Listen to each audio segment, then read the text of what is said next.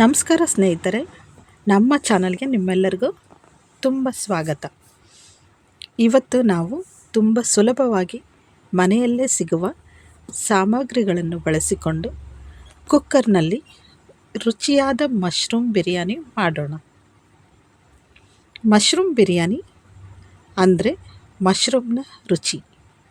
ಬಿರಿಯಾನಿ ಮಸಾಲೆಯ ಪರಿಮಳ ಮತ್ತು ಅನ್ನದ ರುಚಿ ಎಲ್ಲವೂ ಸೇರಿಕೊಂಡು ತುಂಬ ಚೆನ್ನಾಗಿರುತ್ತೆ. ಮುಖ್ಯವಾಗಿ ಇದು ವೆಜಿಟೇರಿಯನ್ ಬಿರಿಯಾನಿ ಆಗಿರುವುದರಿಂದ ಎಲ್ಲರೂ ಇಷ್ಟಪಟ್ಟು ತಿನ್ಬೋದು.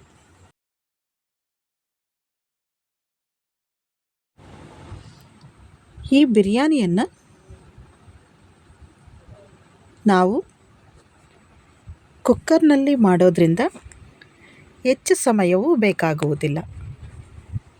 ಬ್ಯಾಚಲರ್ಸ್ ಆಗಿರಲಿ, ಕೆಲಸಕ್ಕೆ ಹೋಗುವವರಾಗಿರಲಿ, ಅಥವಾ ಮನೆಯಲ್ಲಿ ಬೇಗನೆ ಅಡುಗೆ ಮಾಡಬೇಕಾದವರಾಗಿರಲಿ, ಎಲ್ಲರೂ ಸುಲಭವಾಗಿ ಮಾಡಬಹುದು.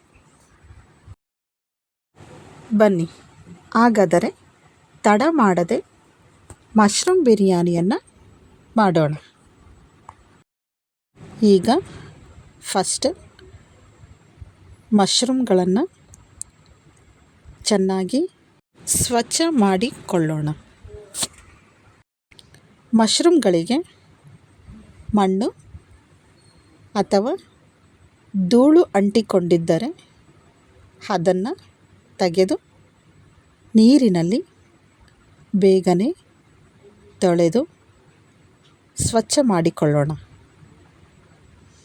ತುಂಬ ಸಮಯ ನೀರಿನಲ್ಲಿ ನೆನೆಸಿಡಬೇಡಿ.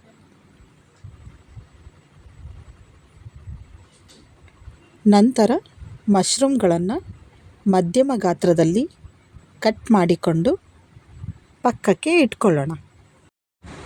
ಬೇಕಾಗುವ ಪದಾರ್ಥಗಳು: 3 ಟೊಮೆಟೊ ಹಣ್ಣು, 1 ಈರುಳ್ಳಿ, ಹಾಗೆ ಸ್ವಲ್ಪ ಕೊತ್ತಂಬರಿ ಸೊಪ್ಪನ್ನ ಸಣ್ಣದಾಗಿ ಕಟ್ ಮಾಡಿಕೊಂಡು ರೆಡಿ ಮಾಡಿ ಇಟ್ಕೊಂಡಿದ್ದೀನಿ. ಮಸಾಲನ ರುಬ್ಕೊಳ್ಳೋದಕ್ಕೆ ಬೆಳ್ಳುಳ್ಳಿ, ಹಸಿ ಶುಂಠಿ,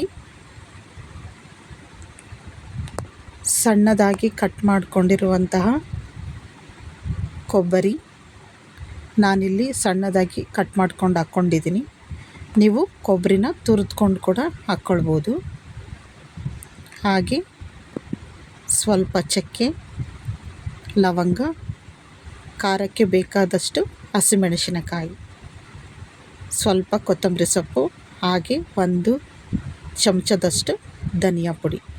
ಬನ್ನಿ, ಇದನ್ನೆಲ್ಲ ಸಣ್ಣದಾಗಿ ರುಬ್ಕೊಂಬರೋಣ.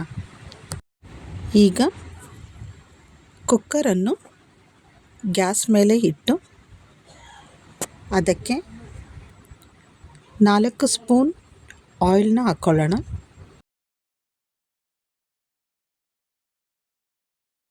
ತುಪ್ಪ ಕೂಡ ಆ್ಯಡ್ ಮಾಡ್ಕೋಬೋದು. ನಾನಿಲ್ಲಿ ಆಯಿಲ್ನ ತಗೊಂಡಿದ್ದೀನಿ. ಆಯಿಲ್ ಬಿಸಿಯಾದ ನಂತರ ಅದಕ್ಕೆ ಸಣ್ಣದಾಗಿ ಕತ್ತರಿಸಿದ ಈರುಳ್ಳಿ,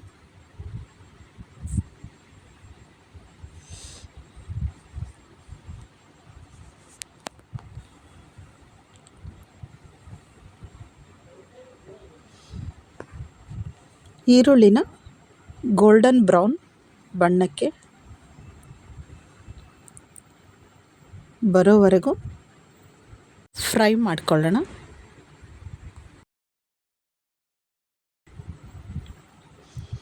ಈಗ ಸಣ್ಣದಾಗಿ ಕತ್ತರಿಸಿದ ಟೊಮೊಟೊನ ಆ್ಯಡ್ ಮಾಡಿಕೊಂಡು ಚೆನ್ನಾಗಿ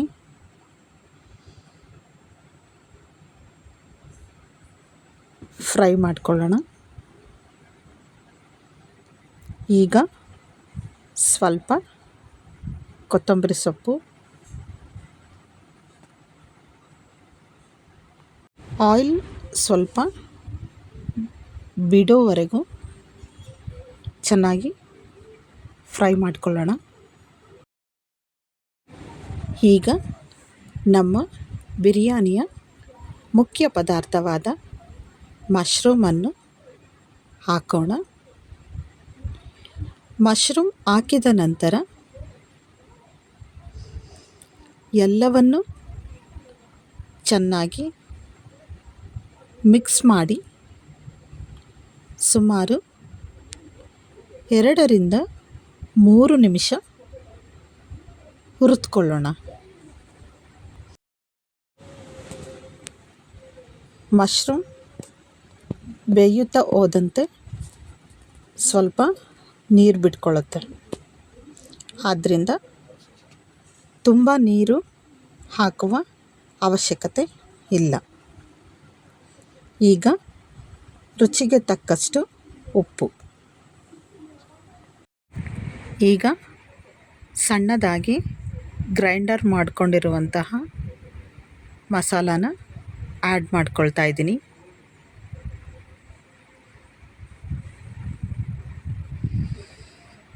ಮಸಾಲಾನ ಆಯಿಲ್ನಲ್ಲಿ ಚೆನ್ನಾಗಿ ಫ್ರೈ ಮಾಡಿಕೊಳ್ಬೇಕು. ಮಸಾಲಾನ ಆಯಿಲ್ ಬಿಟ್ಕೊಳ್ಳೋವರೆಗೂ ಚೆನ್ನಾಗಿ ಫ್ರೈ ಮಾಡಿಕೊಳ್ಳೋಣ. ಮಸಾಲ ಹಾಕಿದ ನಂತರ ಸ್ವಲ್ಪ ನೀರು ಹಾಕಿ ಮಸಾಲೆ ತಳ ಹತ್ತದಂತೆ ಚೆನ್ನಾಗಿ ಮಿಕ್ಸ್ ಮಾಡಿಕೊಳ್ಳೋಣ. ಈ ಮಶ್ರೂಮ್ ಬಿರಿಯಾನಿಗೆ ಪುದೀನ ಮತ್ತು ಕೊತ್ತಂಬರಿ ಸೊಪ್ಪು ಹಾಕೋದ್ರಿಂದ ಬಿರಿಯಾನಿಗೆ ತುಂಬ ಚೆಂದಾದ ಪರಿಮಳ ಬರುತ್ತೆ. ನಂತರ ಅಕ್ಕಿಯನ್ನು ಕೂಡ 2-3 ಬಾರಿ ನೀರಿನಲ್ಲಿ ತೊಳೆದು ಸುಮಾರು 15 ರಿಂದ 20 ನಿಮಿಷ ನೆನೆಸಿಟ್ಕೊಳ್ಬೇಕು. ಹೀಗೆ ಮಾಡೋದ್ರಿಂದ ಬಿರಿಯಾನಿಯ ಅನ್ನ ಚೆನ್ನಾಗಿ ಉದುರುದುರು ಬರುತ್ತೆ. ಈಗ ನೆನೆಸಿಟ್ಟ ಅಕ್ಕಿಯಲ್ಲಿರುವ ನೀರನ್ನು ಸಂಪೂರ್ಣವಾಗಿ ಬಸಿದು ಅಕ್ಕಿಯನ್ನು ಕುಕ್ಕರ್ಗೆ ಹಾಕೋಣ. ಅಕ್ಕಿಯನ್ನು ಹಾಕಿದ ನಂತರ ಮಸಾಲೆಯ ಜೊತೆ ನಿಧಾನವಾಗಿ ಮಿಕ್ಸ್ ಮಾಡಿ, ಅಕ್ಕಿ ಕಟ್ಟಾಗೋ ಹಾಗೆ ಹೆಚ್ಚು ಮಿಕ್ಸ್ ಮಾಡಿಕೊಳ್ಬಾರ್ದು. ನಿಧಾನವಾಗಿ ಮಸಾಲದ ಜೊತೆಗೆ ಅಕ್ಕಿಯನ್ನು ಚೆನ್ನಾಗಿ ಮಿಕ್ಸ್ ಮಾಡಿಕೊಳ್ಳೋಣ. ಇದಕ್ಕೆ ನೀರಿನ ಪ್ರಮಾಣ ಮುಖ್ಯ. ನೀವು ಬಳಸುತ್ತಿರುವ ಅಕ್ಕಿಯ ಪ್ರಕಾರ ನೀರಿನ ಪ್ರಮಾಣ ಸ್ವಲ್ಪ ಚೇಂಜ್ ಆಗ್ಬೋದು.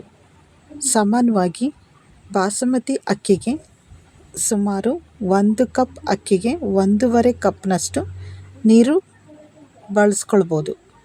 ಆದರೆ ಅಕ್ಕಿಯ ಗುಣಮಟ್ಟ ಮತ್ತು ನಾವು ನೆನೆಸಿರುವ ಸಮಯದ ಮೇಲೆ ನೀರಿನ ಪ್ರಮಾಣವನ್ನು ಸ್ವಲ್ಪ ಅಡ್ಜಸ್ಟ್ ಮಾಡಿಕೊಳ್ಳೋ ಹಾಗೆ ನೀರನ್ನ ಆ್ಯಡ್ ಮಾಡಿಕೊಳ್ಳೋಣ. ಬೇಕಿದ್ದರೆ ಈ ಹಂತದಲ್ಲಿ ಸ್ವಲ್ಪ ನಿಂಬೆ ರಸ ಹಾಕ್ಕೊಳ್ಬೋದು. ನಿಂಬೆ ರಸ ಹಾಕೋದ್ರಿಂದ ಬಿರಿಯಾನಿಗೆ ಸ್ವಲ್ಪ ರುಚಿ ಬರುತ್ತೆ ಮತ್ತು ಅನ್ನ ಚೆನ್ನಾಗಿ ಉದುರುದುರು ಬರಲು ಸಹಾಯ ಮಾಡುತ್ತೆ. ಈಗ ಕುಕ್ಕರ್ನ ಮುಚ್ಚಳ ಹಾಕಿ ಮಧ್ಯಮ ಉರಿಯಲ್ಲಿ ಬೇಯಿಸೋಣ. ಕುಕ್ಕರ್ನಲ್ಲಿ ಸಾಮಾನ್ಯವಾಗಿ 1 ವಿಷಲ್ ಬಂದ ನಂತರ ಗ್ಯಾಸ್ ಆಫ್ ಮಾಡ್ಬೋದು. ಆದರೆ ಕುಕ್ಕರ್ ಮತ್ತು ಅಕ್ಕಿಯ ಪ್ರಕಾರ ಸಮಯ ಬದಲಾಗ್ಬೋದು. ಆದ್ದರಿಂದ ಹೆಚ್ಚು ಬೇಯಿಸಿ ಅನ್ನ ಮೆತ್ತಗಾಗದಂತೆ ನೋಡಿಕೊಳ್ಳಿ. ಗ್ಯಾಸ್ ಆಫ್ ಮಾಡಿದ ನಂತರ ಕುಕ್ಕರ್ನ ಸ್ವಾಭಾವಿಕವಾಗಿ ಕಡಿಮೆಯಾಗಲು ಬಿಡಿ. ತಕ್ಷಣ ಕುಕ್ಕರ್ ತೆರೆಯದೆ ಸ್ವಲ್ಪ ಸಮಯ ಹಾಗೆಯೇ ಬಿಡುವುದು ಒಳ್ಳೆಯದು. ಕುಕ್ಕರ್ನ ಒತ್ತಡ ಸಂಪೂರ್ಣವಾಗಿ ಇಳಿದ ನಂತರ ಮುಚ್ಚಳ ತೆಗೆದುಕೊಳ್ಳೋಣ. ಮುಚ್ಚಳ ತೆಗೆದ ತಕ್ಷಣ ಬರುವ ಬಿರಿಯಾನಿಯ ಪರಿಮಳವೇ ಅದ್ಭುತವಾಗಿರುತ್ತೆ. ಈಗ ಒಂದು ಚಮಚದ ಸಹಾಯದಿಂದ ನಿಧಾನವಾಗಿ ಅನ್ನವನ್ನು ಸಡಿಲ ಮಾಡಿಕೊಳ್ಳೋಣ. ಹೆಚ್ಚು ಮಿಕ್ಸ್ ಮಾಡಿಕೊಳ್ಬೇಡಿ, ಇಲ್ಲವಾದರೆ ಅನ್ನ ಮುರಿದು ಹೋಗ್ಬೋದು. ಈಗ ನಮ್ಮ ರುಚಿಕರವಾದ ಕುಕ್ಕರ್ ಮಶ್ರೂಮ್ ಬಿರಿಯಾನಿ ಸಿದ್ಧವಾಗಿದೆ. ಈ ಮಶ್ರೂಮ್ ಬಿರಿಯಾನಿಯನ್ನು ಬಿಸಿ ಬಿಸಿಯಾಗಿ ರೈತದ ಜೊತೆ ಸರ್ವ್ ಮಾಡ್ಬೋದು. ಈರುಳ್ಳಿ ರೈತ, ಸೌತೆಕಾಯಿ ರೈತ ಅಥವಾ ಸರಳವಾದ ಮೊಸರು ರೈತ ಇದರ ಜೊತೆ ತುಂಬ ಚೆನ್ನಾಗಿರುತ್ತೆ. ಮಶ್ರೂಮ್ ಇಷ್ಟಪಡುವವರು ಖಂಡಿತವಾಗಿಯೂ ಈ ಬಿರಿಯಾನಿಯನ್ನು ಒಮ್ಮೆ ಮನೆಯಲ್ಲಿ ಟ್ರೈ ಮಾಡಿ ನೋಡಿ. ನಿಮಗೆ ಈ ಮಶ್ರೂಮ್ ಬಿರಿಯಾನಿ ರೆಸಿಪಿ ಇಷ್ಟವಾಗಿದ್ದರೆ ವಿಡಿಯೋಗೆ ಒಂದು ಲೈಕ್ ಮಾಡಿ, ಸಬ್ಸ್ಕ್ರೈಬ್ ಮಾಡಿ ಮತ್ತು ಪಕ್ಕದಲ್ಲಿರುವ ಬೆಲ್ ಐಕಾನ್ ಅನ್ನು ಒತ್ತಿ. ನಿಮ್ಮ ಸ್ನೇಹಿತರು ಮತ್ತು ಮನೆಯವರಿಗೂ ಈ ರೆಸಿಪಿಯನ್ನು ಶೇರ್ ಮಾಡಿ. ಮತ್ತೊಂದು ರುಚಿಕರವಾದ ರೆಸಿಪಿಯೊಂದಿಗೆ ಮತ್ತೆ ಸಿಗೋಣ. ಧನ್ಯವಾದಗಳು. ನಮಸ್ಕಾರ.